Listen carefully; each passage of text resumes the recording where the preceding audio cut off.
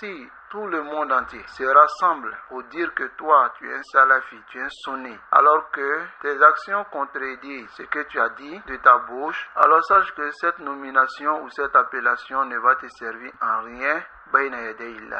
Aïwa al-Ikhwa, sachez que la sunna du messager d'Allah sallallahu alayhi wa sallam a des fondements et des principes. Pour toute personne qui vient et qui s'affilie à cette sunna, c'est une bonne chose pour lui et qu'il sache que cela est la cause pour son entrée au paradis. Voilà qu'une, comme on le dit, tu ne t'affilies à la sunna qu'avec la parole et nous, on regardera dans tes actions. Si ton action est conforme à la sunna du messager d'Allah sallallahu alayhi wa sallam, nous acceptons cela de toi. Mais si ton action n'est pas conforme à la sunna du messager d'Allah sallallahu alayhi wa sallam, nous n'allons pas accepter ta sunna jusqu'à ce que tu te conformes à ce que les salafs ont envoyé. Les salafs, c'est le messager d'Allah. Les salafs, c'est les sahaba. Tous ceux qui ont suivi cela de la meilleure des façons. C'est ceux-là qui sont nos salafs. Il y a beaucoup de personnes qui s'affilient à cette sunna. Il y a beaucoup de groupuscules aussi qui s'affilient à cette sunna.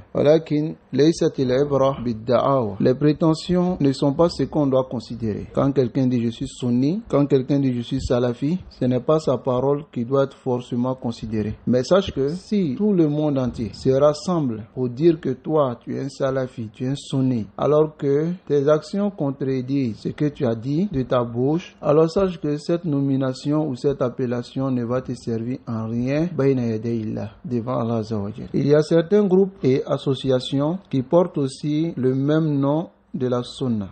Quand je dis porte le nom de la sunna, ils disent qu'ils sont sunnis. Et ces associations sont beaucoup ici en Côte d'Ivoire. Parmi ces associations, il y a l'association qui est nommée l'AMSI, GMC, SEMISI.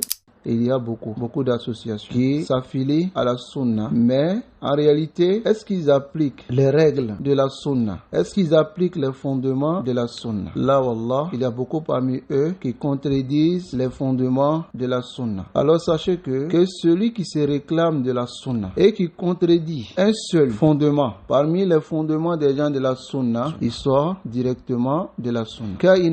Quelle que soit sa science. Et nous avons vu cela à la Madar al-Tarikh dans l'histoire de l'islam. Des gens qui étaient sunnis, qui étaient salafis, mais qui ont fini par délaisser les fondements de la sunna. Et ils sont rentrés dans quoi? Dans l'innovation. Est-ce que ceux-là, nous les maintenons toujours pour dire que ils sont des sunnis? Là, wallah. Si nous faisons cela, alors nous allons détruire la religion d'Allah Azza wa Jalla. La sunna a des règles et des fondements. Ce n'est pas l'appellation, ce n'est pas l'apparence. Parce que malheureusement, qu'il y a certaines associations, dès que tu t'affilies à l'association, directement tu es sunnite. Mais al-ikhwa, ce qui rend un homme sunni, ce qui le rend salafi, c'est la croyance. C'est la croyance des salafus salih. C'est ce qui le rend sunni, c'est ce qui le rend salafi. Mais bidouni al-aqida, sans la croyance et sans le manhaj des gens de la sunna, tu peux te réclamer sunni, tu peux t'affilier à la sunna, mais nous dirons que tu n'es pas sunni. Regardons à la Madar al-Tarikh,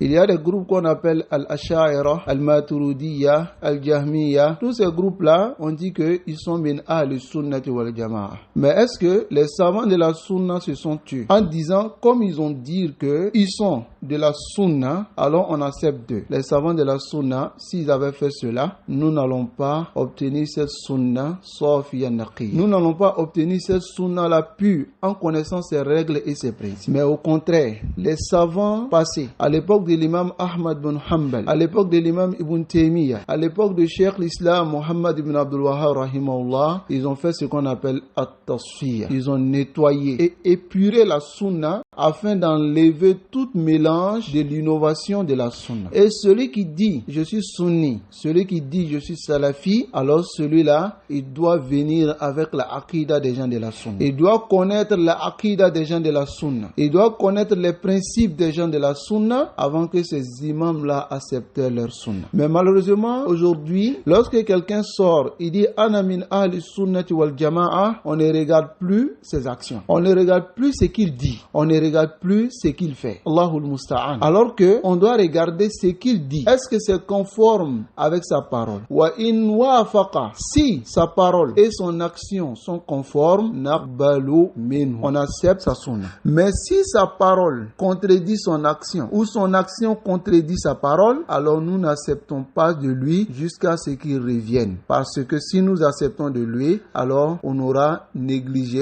on aura délaissé les fondements de la sunna.